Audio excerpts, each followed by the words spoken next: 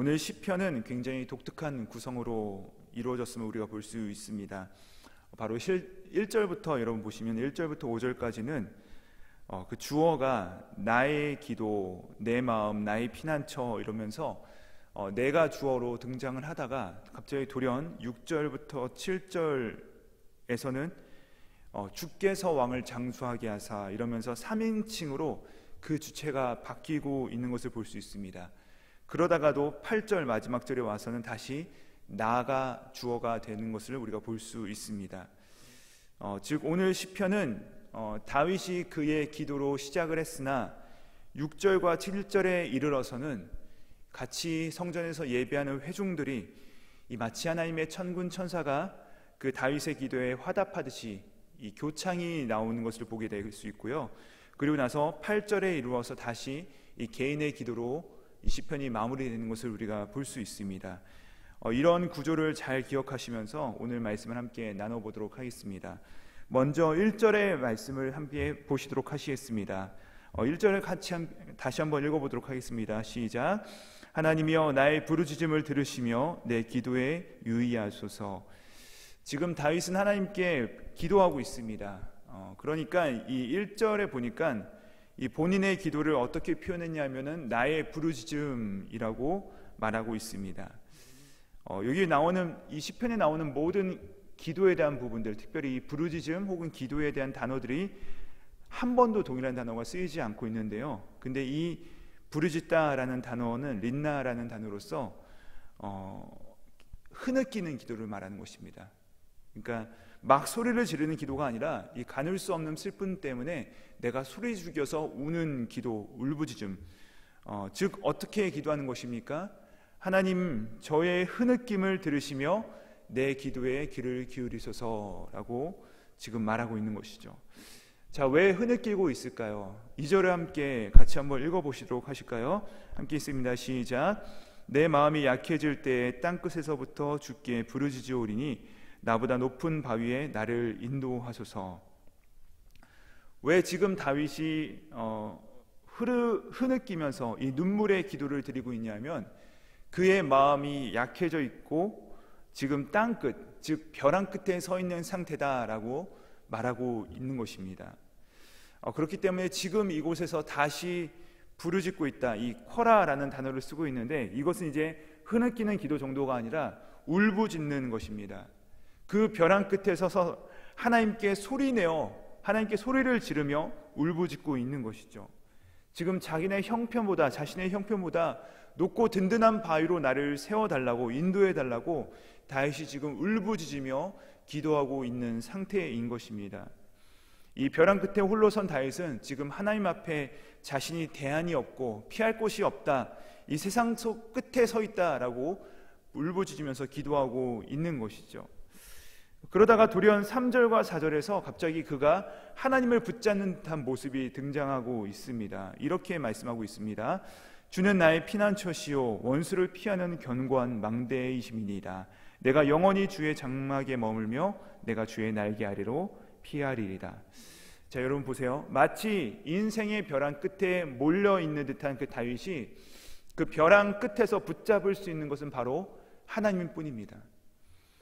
여러분 지금 다윗은 벼랑 끝에서 아무것도 할 수 없는 그런 대안이 없는 상태에서 바로 하나님의 허리춤을 붙잡고 있는 것이죠. 바로 여기에 은혜가 있습니다. 어떤 사람이 응답하시는 하나님을 만날 수 있습니까? 어떤 기도가 우리의 머리에서 흩어지지 않고 하나님의 보좌 앞까지 상달됩니까? 바로 이 대안이 없는 기도입니다. 이 하나님이 하나의 옵션이 아니라 이 하나님 밖에 내가 피할 곳이 없고 하나님 밖에 내가 그분만이 나를 도울 자가 그분밖에 없다는 것을 깨닫는 그 순간, 그 인생의 벼랑 끝에 선 순간 우리는 흐느끼고 우리가 울부짖는 기도가 바로 하나님께 상달되어 나가는 것입니다. 오늘 3절과 4절 보니까 지금 다윗은 이 하나님의 허리춤을 붙잡고 있습니다. 여러분 성경에서도 이 하나님의 허리춤을 붙잡았던 인물이 있습니다. 여러분 잘 기억하시죠? 바로 야곱입니다.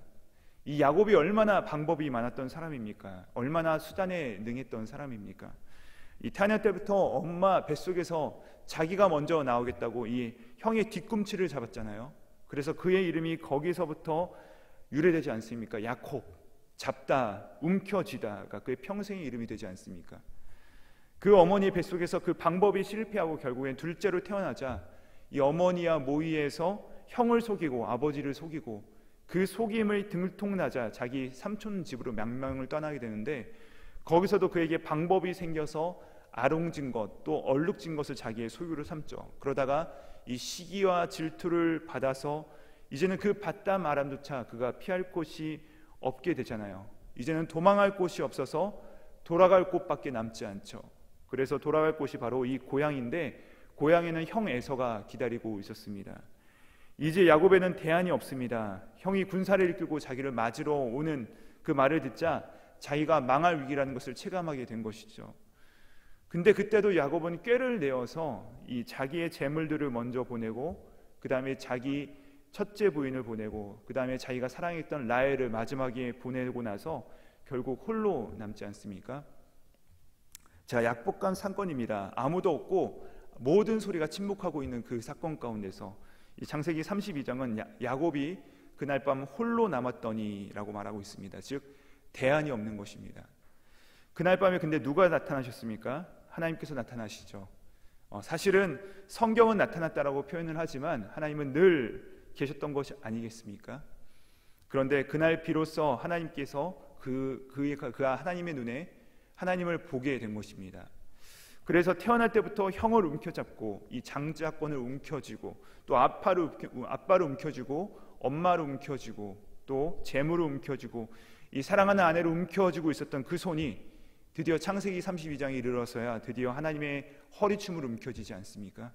그리고 하나님과 씨름하죠. 그가 그때 그의 환도뼈를 맞아서 다리를 절게 되지만 그날 그가 하나님의 얼굴을 만나는 그 분이엘의 사건을 경험하게 됩니다.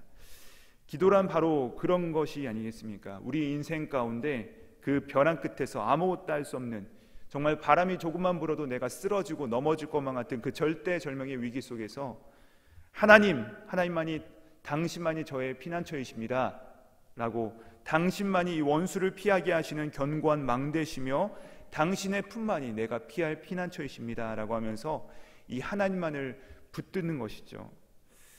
그런데 여러분, 이 4절 끝에 보시면 주의 날개 아래로 피하리이다 하면서 그 기도가 이 완료형으로 끝나지 않습니다.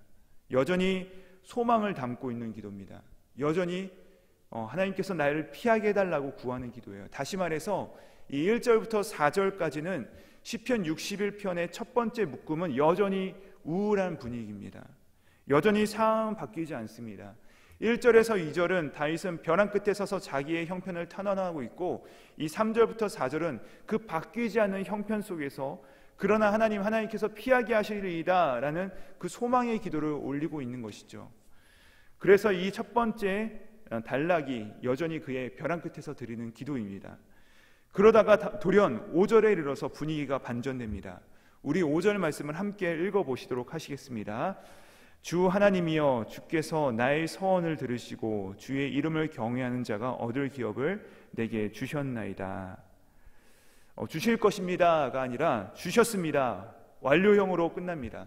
여러분, 4절과 5절 사이에 그 아무런 설명이 없는데 완전히 상황이 바뀐 것을 우리가 볼 수 있습니다. 이제 더 이상 5절에서는요 벼랑 끝이 아닙니다. 완전히 새로운 장면이죠. 우리가 영화나 드라마를 보시면은 그 후로 10년 후라고 자막이 뜨면서 장면이 전환되지 않습니까? 그 얼마나 시간이 변화되는지 모르고 어떤 사건이 있는지 모르겠습니다. 그러나 4절과 5절 사이는 완전히 다른 세계라는 것을 우리가 볼 수 있습니다. 여러분, 이 하나님의 메시지를 기록한 이 히브리 사람들의 그 표현 기법에는 이 위대한 침묵이라는 기법이 있습니다. 그리스나 로마 사람들은 이해가 되지 않는 것은 참지를 못합니다. 그래서 새로운 인물이나 사건이 등장하면 그것에 대해서 자세히 설명합니다. 그런데 성경은요 설명을 잘 안 해요. 곳곳마다 휙휙 지나가는 것을 우리가 볼 수 있습니다. 오늘 읽은 4절은 여전히 벼랑 끝인데 5절에 이르러선 벼랑 끝이 아닙니다. 4절은 더 이상 피할 곳이 없는 동망자의 신세인데 5절에 가면 이 하나님의 기업을 받은 사람으로서 든든히 섭니다. 그 사이에 은혜의 강이 흐르고 있는 것이죠. 제가 가지고 있는 이 매일 성경으로 보시면요, 이 4절과 5절 사이가 0.5mm 정도, 0.5cm 정도 밖에 안 되는 정말 미세한 이 사이 가운데 하나님의 역사가 놀랍게 흐르고 있는 것이죠. 신약 성경에 가서도 이런 극적인 표현이 등장하는 것을 우리가 볼 수 있습니다. 에베소서 2장 3절에 보시면요, 우리의 정체에 대해서 사도 바울이 이렇게 정확하게 진단합니다. 본질상 진노의 자녀요. 본질이 진노를 받고 멸망할 수밖에 없는 존재라는 것이죠. 그런데 바로 그 다음 절인 4절에 보시면 이렇게 말씀하십니다. 긍휼이 풍성하신 하나님이 우리를 사랑하신 그 큰 사랑을 인하여. 여러분, 여기 보시면요, 3절과 4절 사이, 그 미세한 간극 사이에 은혜의 사건이 있습니다.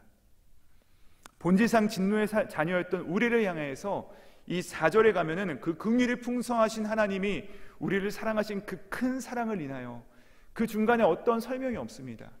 물론 우리는 알고 있습니다. 어떤 사건이 있죠? 바로 예수 그리스도의 십자가 사건이 있습니다.